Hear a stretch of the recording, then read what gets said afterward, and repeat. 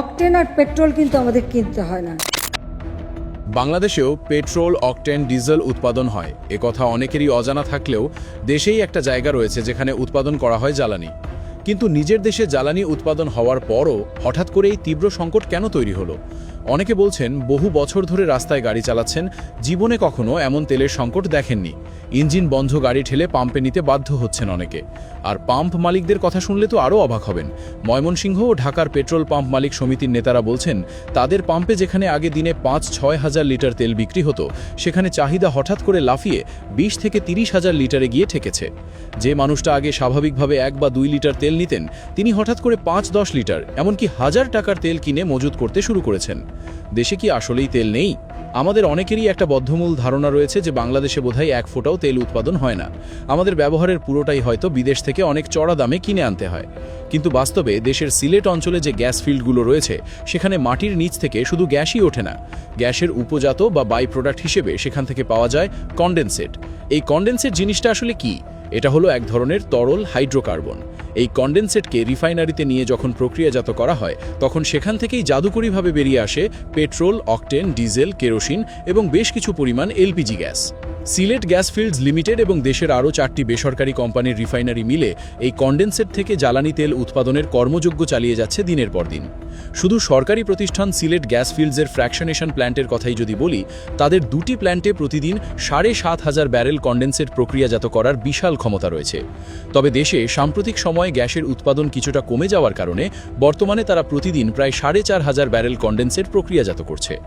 এই ৪,৫০০ ব্যারেল থেকে প্রতিদিন তৈরি হচ্ছে প্রায় ৩,৪৫০ ব্যারেলের মতো পেট্রোল, ৬০০ ব্যারেলের মতো অকটেন এবং সেই সাথে ১৫০ ব্যারেলের মতো কেরোসিন আর ডিজেল।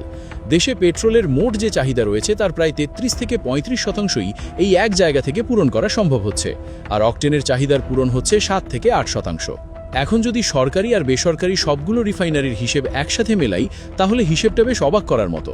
দেশের মোট পেট্রোল চাহিদার প্রায় পুরোটাই, প্রায় ১০০% পেট্রোলই দেশের নিজস্ব এই কনডেনসেট থেকে উৎপাদিত হয়। এর মধ্যে ইস্টার্ন রিফাইনারি এবং সরকারি প্ল্যান্ট থেকে আসে প্রায় অর্ধেক, আর বাকি ৪০ থেকে ৪৫% পেট্রোলের চাহিদা পূরণ করে দেশীয় বেসরকারি কোম্পানিগুলো। অর্থাৎ পেট্রোল আমদানির খুব একটা দরকার পড়ে না আমাদের দেশের। অন্যদিকে অকটেনের ক্ষেত্রেও আমাদের নিজস্ব সক্ষমতা মোটেও ফেলে দেওয়ার মতো নয়। মোট চাহিদার একটা বড় অংশ, আগে যেটা প্রায় ৩৮% ছিল আর এখন বিপিসির হিসেব মতে প্রায় ৬২%, সেটাই দেশীয় উৎপাদিত কনডেনসেট থেকেই মেটানো হচ্ছে। তাহলে সবচেয়ে বড় প্রশ্নটা এখানেই এসে দাঁড়ায়, নিজেদের এত বিশাল উৎপাদন ক্ষমতা থাকার পরও তেলের পাম্পগুলোতেই হাহাকার কেন দেখা যাচ্ছে? কেন সাধারণ মানুষকে ঘন্টার পর ঘন্টা লাইনে দাঁড়িয়ে থাকতে হচ্ছে জ্বালানির জন্য? সরকারের কথা অনুযায়ী তারা পরিস্থিতি দেখে বসে নেই।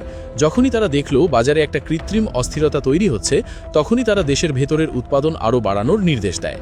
যে সিলেট গ্যাস ফিল্ডস আগে পরিকল্পনা করেছিল প্রতিদিন ৬০০ ব্যারেল অকটেন তৈরি করার, সেখানে জরুরি ভিত্তিতে তাদের টার্গেট দেওয়া হলো ৭০০ ব্যারেল উৎপাদন করার।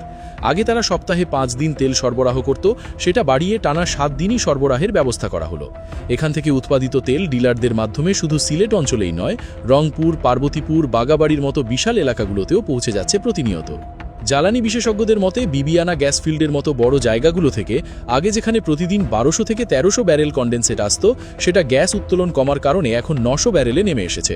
স্বাভাবিকভাবেই কনডেনসেটের সামগ্রিক উৎপাদন কিছুটা কমেছে। এর ফলে দেশীয় সরবরাহ থেকে পেট্রোলের চাহিদা মোটামুটি শতভাগ মিটিয়ে ফেলা গেলেও অকটেনের ক্ষেত্রে যে বাড়তি চাহিদা তৈরি হয়েছে, সেই ঘাটতি পূরণে আমদানি করতেই হবে।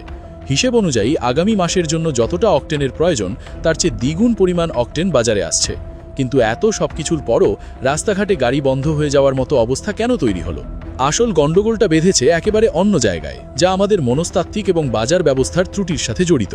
প্রতিদিন প্রায় ১৬০ কোটি টাকার মতো বিপুল অঙ্কের ভর্তুকি দিয়েও তেলের সাপ্লাই চেন ঠিক রাখা হচ্ছে, কিন্তু এই পুরো সাপ্লাই চেনটাকে ভেঙে দিচ্ছে একদল অসাধু ব্যবসায়ী বা কালোবাজারি চক্র। তারা অবৈধভাবে তেল মজুত করতে শুরু করেছে বেশি মুনাফার আশায়। পাশাপাশি সাধারণ মানুষের ভেতরেও একটা প্যানিক বাইং বা আতঙ্কে অতিরিক্ত কেনাকাটার প্রবল প্রবণতা কাজ করছে। যখনই মানুষ খবর পেয়েছে আন্তর্জাতিক বাজারে কোনো একটা ঝামেলা চলছে বা যুদ্ধ পরিস্থিতি তৈরি হয়েছে, তারা কোনো কিছু যাচাই না করেই ভেবে বসেছে দেশে বোধহয় কাল থেকেই আর ১ ফোঁটাও তেল পাওয়া যাবে না। ব্যাস, সবাই হুমড়ি খেয়ে পড়েছে পেট্রোল পাম্পগুলোতে। যার হয়তো ১ লিটার তেল হলেই সারাদিন চলে যেত, সে ৫ লিটার নিয়ে ট্যাঙ্কি ফুল করে রাখছে। অনেকেই আবার বোতলে করে তেল জমিয়ে রাখছে। তেলের দাম কিন্তু সেভাবে বাড়ানো হয়নি, সরবরাহ ছিল। তারপরেও শুধুমাত্র এই আতঙ্কের কারণেই মূলত বাজারে একটা কৃত্রিম সংকট তৈরি হয়েছে। মন্ত্রীর মতে জনগণ যদি একটু সাশ্রয়ী হয়, শুধু যতটুকু দরকার ঠিক ততটুকু তেল কেনে, তাহলে এই বিশাল ভিড় বা হাহাকারের কোনো অস্তিত্ব থাকার কথা নয় এবং সাপ্লাই লাইন পুরোপুরি স্বাভাবিক থাকবে। বাংলাদেশের পেট্রোল বা অকটেনের নিজস্ব উৎপাদন ক্ষমতা এবং সরকারি মজুদের যে পরিসংখ্যান আমরা দেখলাম, তাতে দেশে এই দুটি জ্বালানির হুট করে নিঃশেষ হয়ে যাওয়ার কোনো বাস্তব বা যৌক্তিক আশঙ্কা নেই। আগামী কয়েক মাসের জন্য সব ধরনের তেলের চাহিদা পূরণের জন্য পর্যাপ্ত মজুদ নিশ্চিত করা হয়েছে বলে জ্বালানি মন্ত্রণালয় বারবার আশ্বস্ত করে চলেছে। কিন্তু তাই বলে কি আমাদের একদমই কোনো দুশ্চিন্তা নেই? স্বস্তির নিঃশ্বাস ফেলার কি সময় এসে গেছে? দুশ্চিন্তা অবশ্যই আছে, তবে সেটা আমাদের নিজেদের উৎপাদিত পেট্রোল বা অকটেন নিয়ে নয়। আসল চ্যালেঞ্জটা ঘাপটি মেরে লুকিয়ে রয়েছে ডিজেল এবং এলএনজি বা তরলীকৃত প্রাকৃতিক গ্যাসের ক্ষেত্রে। কারণ এই দুটো অত্যন্ত গুরুত্বপূর্ণ জ্বালানির জন্য আমরা প্রায় পুরোপুরি আন্তর্জাতিক বাজার বা আমদানির ওপর নির্ভরশীল। আন্তর্জাতিক অঙ্গনে, বিশেষ করে মধ্যপ্রাচ্যে যখন কোনো যুদ্ধ পরিস্থিতি বা ভূ রাজনৈতিক অস্থিরতা তৈরি হয়, তখন বিশ্ব বাজারেই জ্বালানি তেলের দামে রীতিমতো আগুন লেগে যায়।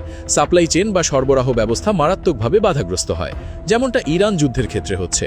এই বৈশ্বিক সংকটের কারণে আন্তর্জাতিক বাজার থেকে চড়া দামে ডিজেল, ক্রুড অয়েল এবং এলএনজি কিনে এনে দেশের মানুষকে স্বাভাবিক দামে বা ভর্তুকি দিয়ে পৌঁছে দেওয়াটাই মূলত সবচেয়ে বড় চিন্তার বিষয় হয়ে থাকে।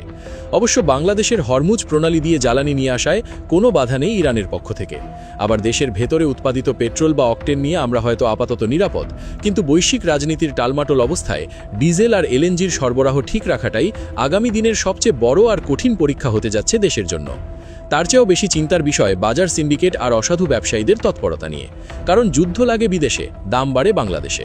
বাইরের দেশে কোথাও কিছু একটা হলেই সেটার সাথে অযথা বাংলাদেশের বাজারকে টেনে এনে দাম বাড়িয়ে দেয় তারা, কিংবা কৃত্রিম সংকট তৈরি করে ক্রেতাদের ভোগান্তিতে ফেলে এই অসাধু ব্যবসায়ীরা। এই পুরো বিষয়টি নিয়ে আপনাদের কি মতামত? আপনার মন্তব্য জানিয়ে দিন আমাদের কমেন্ট সেকশনে।